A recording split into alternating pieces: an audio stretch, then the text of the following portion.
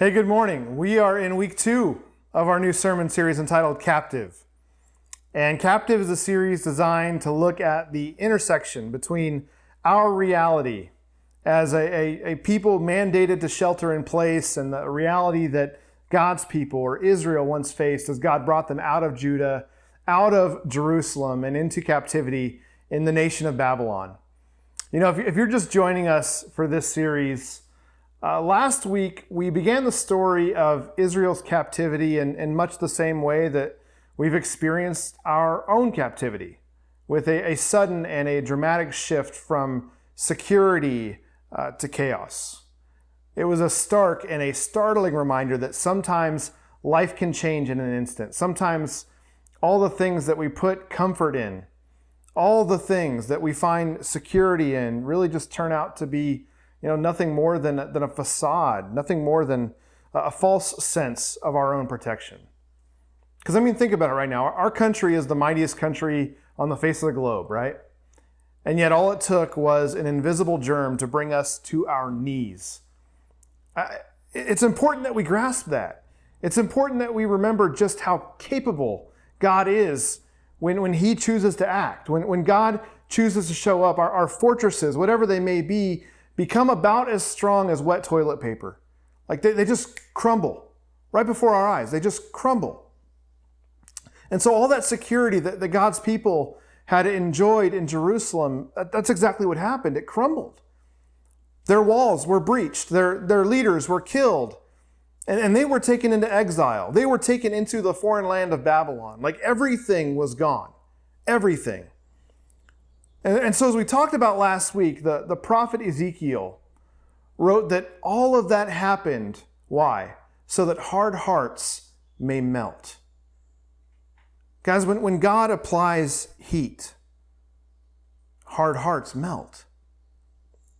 And so this week, we're going to hit the rewind button a little bit. We're going to go back in time. We're going to go back and we're going to look at what was going on with God's people in the days and the weeks and the months and the years leading up to those tragic days, the days when everything changed, the days when Jerusalem fell, and the days when God's temple was destroyed. Like, what happened before we ever got there? I think that's an important question to ask. In 2004, when that giant tsunami came in and wiped out much of the Indian Ocean coast, what was the first thing that everyone wanted to know? Hey, what caused it? Where did the tsunami come from? And when we asked that question, we could see that there was an earthquake that happened on an ocean floor thousands of miles away, hours before a tsunami ever came onto land. That earthquake was the precursor. That earthquake was the warning. It was the warning that something bigger, that something worse could soon follow. Now, to be fair, the Indian Ocean didn't have a warning system in place at the time, and I'm sure I'm not even sure if they do now. I hope so, but I don't know.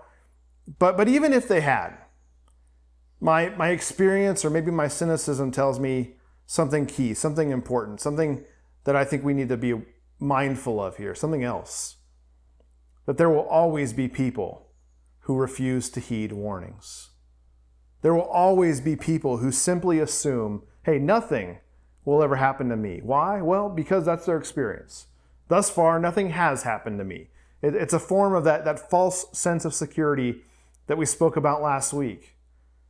Sometimes you'll hear parents say, or they'll share something on social media like, oh, things I never thought I'd say. And then they go on there and they share some unbelievable statement, some unbelievable thing that just came out of their kid's mouth. I went online and thought it'd be fun to look at a few of these, so I thought I'd share like 4 or 5 of them with you. These are 5 real things that came out of kids' mouths shared on the internet. Number 1, let's not eat things that we find in our underwear. Or, hey, why did you cut your eyelashes? Like, don't do that. Or, no, you may not paint the dog. Or, hey, why are there Legos in the peanut butter? Or hey, my favorite, do not bite the cat. And you'll notice something about all 5 of those statements. All of them serve as some sort of warning. It's a reminder from a person with real life experience to a person with none. Hey, don't do that. Don't do that. I had one of those moments myself when I was about 5 years old. We lived in this 2-story house, and I had a 2nd-story bedroom above our garage. And so one day I was in my bedroom, I was playing, and I decided to start making paper airplanes. And I decided that my bedroom served as like a perfect place for a launching pad for all my new creations. And so I did what any kid would do, right? I went and I got a pair of scissors, and I proceeded to cut open my bedroom window screen. And for the next however long, I have no idea, I would take my paper airplane and I would throw it out the window, and then I would turn around, I'd run out of my bedroom, run down the stairs, out the front door, and try to catch the plane before it hit the ground. I was never successful with that, but I kept trying because I was certain that I must be close. I've got to be close to accomplishing my goal. One of these is going to go well for me. Well, it didn't. Eventually I gave up, but I didn't forget this newfound play place that I just created for myself. I had a new portal to a new world. And so at 5 years old, I got my next great idea that I would take off my slipper and I would throw it onto the roof of my garage outside my bedroom window. And well, because of the beauty of the internet, just because I can, I'm going to show you my exact house and my exact bedroom window, courtesy of Google Maps. Here you go. So you can see what I'm talking about. So here's the image. Here's my house, and there's my bedroom window right now. And somewhere on that roof that you see was my slipper. And as we all know, lost slippers need to be found. They need to be retrieved. And so I did the next logical thing. My 5-year-old self climbed out the window, onto the roof of my house, and I fetched my slipper. And then I enjoyed it so much, I decided, hey, why not stay here for a while? And it was about this time that my parents decided I'd been a little too quiet. And if you're a parent, you know what I'm talking about. Quiet is like the worst sound in the world. It was time to come check on me. You know, I grew up in a different era. I grew up in a different era, and I'll just say this, that this was the only time in my entire life for childhood I ever got the belt, because my parents came in and they were mortified at what they saw. And I got to be honest, I absolutely deserved it. I absolutely deserve it. I never, ever forgot it. Case in point, I'm telling you about it right now. But while my parents never thought they'd have to say something like, Josh, don't climb on the roof, I guarantee you there were still plenty of other warnings that I'd heard along the way that just went unheeded. I learned a powerful lesson that day, and it was this. Warnings unheeded means corrections are needed. Warnings unheeded means corrections are needed. And I gotta say, in a moment of full disclosure, I did use this trick one more time in high school. I was living in a very similar house, in a very similar kind of situation, and I realized that I could really scare my sister, who was staying in the bedroom next door to me while her room was being painted. You never quite expect to hear someone banging on your 2nd-story bedroom window at nearly midnight, do you? That's not something you often think about. So I'm sorry about that, Caitlin, but I digress. Warnings unheeded means corrections are needed. You know, warnings, when you think about them, are an important part of our lives. And they're everywhere. We deal with warnings all day, every day. You can't open a box, you can't look at instructions without there being warnings. And it reminds me of a saying that we've probably all heard countless times throughout the course of our lives, right? You've probably heard this. You can learn the easy way, or you can learn what? You can learn the hard way. If you heard someone say that, you absolutely knew that you were hearing a warning about something in your life. Of course, the easy way was just to listen to whatever was being said to you in that moment by someone who knew better than you did or cared for you. The easy way is that trust me, you don't want to do this kind of comment. But then there's always the hard way. And what's the hard way? Well, the hard way is hearing the warnings and just blowing them off and convincing yourself that you know better than the person who is warning you. The hard way is when you fall off your bike and you're not wearing a helmet. The hard way is when you think that addicting thing that you're about to try won't become an addiction for you. The hard way is when you buy that thing that you really couldn't afford, and everyone told you that, but you figured somehow you'd figure it out. Somehow you'd find the money needed to pay for it. The hard way is when you pay the ultimate price for your own ignorance or your own arrogance. And we all have those hard way moments in life, don't we? Well, Israel's not alone. Israel did too. Because here before Jerusalem was laid siege by Babylon, God had given them that exact kind of warning, that easy way or hard way kind of conversation. In Jeremiah chapter 7, God calls on the prophet Jeremiah. He says, I want you to go stand at the gate to the temple of God, and I want you to proclaim a message to the people. And here's the message he said. Hear the word of the Lord. All you people of Judah who come through these gates to worship the Lord, this is what the Lord Almighty, the God of Israel, says. Reform your ways and your actions, and I will let you live in this place. Do not trust in deceptive words and say, this is the temple of the Lord, the temple of the Lord, the temple of the Lord.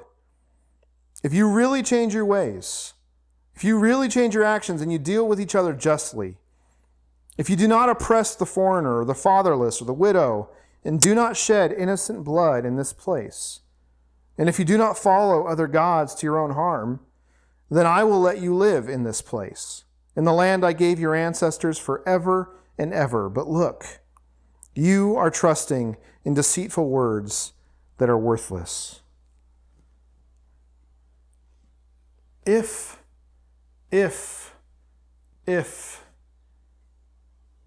God's trying to warn his people whom he loves deeply, he's saying, guys, the easy way is to heed my warnings. The easy way is to change your ways. The easy way is to stop dealing with one another unjustly, to stop oppressing foreigners, to stop oppressing orphans and widows, to stop shedding innocent blood, to stop following after other gods. Like if you do all of that, you get to stay here because I love you. That's what God's saying. That's the easy way. But the hard way is that he says, I treat you exactly like I treated Shiloh. In verse 12 of Jeremiah 7, he says, go now to the place of Shiloh, where I first made a dwelling for my name, and see what I did to it because of the wickedness of my people Israel. While you were doing all these things, declares the Lord, I spoke to you again and again, but you didn't listen. I called you, but you didn't answer. Therefore, what I did to Shiloh, I will now do to the house that bears my name, the temple that you trust in, the place I gave to you and your ancestors. I will thrust you from my presence, just as I did all your fellow Israelites, the people of Ephraim. Guys, that's the hard way, to be thrust from his presence. You know, as people, we have a love-hate relationship with warnings, don't we? Like, we know they're necessary, but we also view them as sort of impinging on our rights. I think that's true of human nature in general, but I often see it especially true in the cultural context of our country. Like if anyone so much as thinks about telling us not to do something that we want to do, half of us go and march or riot in the streets. Like in its purest form, a warning is always designed to help and not to hurt people. That's why parents say things like don't touch or don't eat. It's from a desire to protect someone from getting hurt. Warnings can also be used to create boundaries, right? Like do not enter. But oftentimes, how do we treat warnings? Oftentimes we treat warnings as threats. Well, a warning is not the same thing as a threat. John Kerry has a quote, the former presidential candidate, and I think he articulated the difference very, very well. He said, if you ever played golf, you know that you yell 4 off the tee. He says you're not threatening somebody, you're warning them. Hey, look, don't get hit by the ball. It's coming. And if we don't heed those warnings that surface in our lives from time to time, we run the risk of what? We run the risk of getting hit. And so ask yourself this, When is a warning most dangerous? A warning is most dangerous not when it's issued, but when it's not believed or it's not understood. I don't know if there's any Hitchhiker's Guide to the Galaxy fans listening right now. It's one of my favorite movies. I'm notorious for starting books and not finishing them, so I've started the book a number of times also. But at the beginning of both is this same quote, this ominous warning that dolphins, according to the story, they're the second most intelligent animal on Earth next to mice. They give humans a warning before leaving a soon-to-be demolished Earth. So that there could be this like galactic highway installed as sort of a form of eminent domain in the galaxy, right? And so the book says the dolphins had long known of the impending demolition of Earth and had made many attempts to alert mankind to the danger. The last ever dolphin's message was misinterpreted as a surprisingly sophisticated attempt to do a double backward somersault through a hoop whilst whistling the Star-Spangled Banner. But in fact, the message was this: so long, and thanks for all the fish. Now, according to the story, if humans had been able to understand the dolphins' warnings, maybe they could have done something about them, although the cynic in me kind of wonders if they'd have even believed the warning, even if it was understood. Why am I so cynical? Well, partly because of what I observe with my own eyes and my own ears, but also because that's kind of exactly what God said through the prophet Jeremiah. If you go back 2 chapters from where we are, Jeremiah chapter 5, look at verse 11 and following. This is what Jeremiah says here. It says, "The people of Israel and the people of Judah have been utterly unfaithful to me, declares the Lord. They have lied about the Lord. They said, 'He will do nothing. No harm will come to us. We will never see sword or famine. The prophets are but wind, and the word is not in them. So let what they say be done to them.' Therefore, this is what the Lord God Almighty says. Because the people have spoken these words, I will make my words in your mouth a fire, and these people the wood it consumes. People of Israel, declares the Lord, I am bringing a distant nation against you, an ancient and enduring nation, a people whose language you do not know, whose speech you do not understand. Their quivers are like an open grave. All of them are mighty warriors. They will devour your harvests and food, devour your sons and daughters, devour your flocks and herds, devour your vines and fig trees. With the sword, they will destroy the fortified cities in which you trust." Guys, God is saying that his people have allowed themselves to be deceived. They've allowed themselves to believe a lie. What's that lie?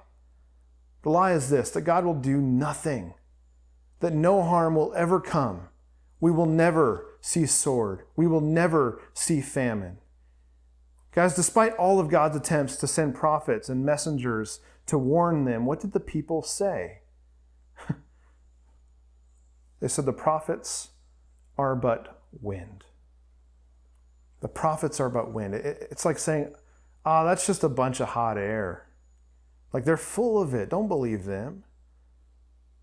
Well, when those moments happen, what did we learn just a little bit ago? Warnings unheeded means corrections are needed.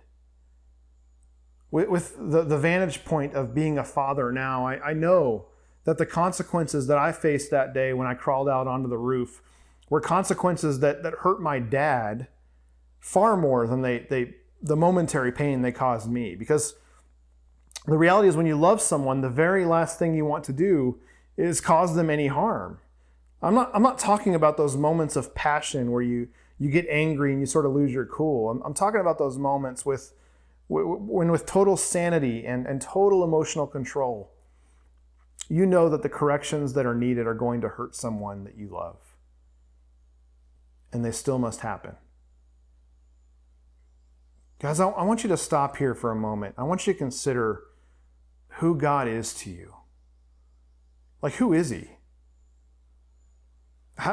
If someone asked you to describe God, how would you describe him? And I ask that because I realize that for many of us, we're more likely to view God as a force rather than a person. Often we sort of behave like God has more in common with gravity than he does with our mother or our father or our friend. And when we live that way as though God were a force, we approach him completely different. Because a force is always the same. For every action, there's an equal and there's an opposite reaction, right? Like if I throw a ball in the air, what happens? It comes back down. Well, when we approach God as a force, what are we doing? We're sort of behaving like, hey, if I do X, then God will give me Y. Or if I'm a good person, then God will do good things for me. And if I'm a bad person, well, God will do bad things for me. So we treat him as like spiritual police or like a karmic force rather than as the person that he is. And I think that's a tragic mistake. In fact, I know it's a tragic mistake because God is as much a person as you are. He's probably more of a person than you are. And that means that God experiences emotion just like you do. He experiences pain and sorrow just like you do. He experiences happiness and joy just like you do. You experience those things because he made you in his image, not the other way around. And I think that's important to understand because even as God sends prophet after prophet after prophet to warn his beloved people of what's going to come their way, he doesn't do this with joy in his heart. He doesn't destroy Jerusalem with malice. What is he doing? He corrects them with the same kind of love and the same kind of sorrow that my dad punished me with, or that I punished my children with, or that you punished your children with. And so this is what he says. He says, tell this to the nations, proclaim concerning Jerusalem. He says, a besieging army is coming from a distant land, raising a war cry against the cities of Judah. They surround her like men guarding a field because she has rebelled against me, declares the Lord. And this is where it gets important. Your own conduct and actions have brought this on you. This is your punishment. How bitter it is. How it pierces to the heart. Oh, my anguish.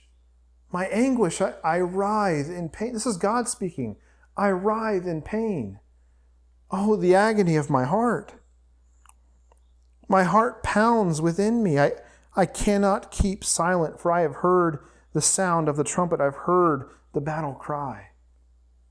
Disaster follows disaster. The whole land lies in ruins. In an instant, my tents are destroyed, my shelter in a moment. How long must I see the battle standard and hear the sound of the trumpet? Verse 22. My people are fools. They do not know me. They are senseless children. They have no understanding. They are skilled in doing evil. They know not how to do good.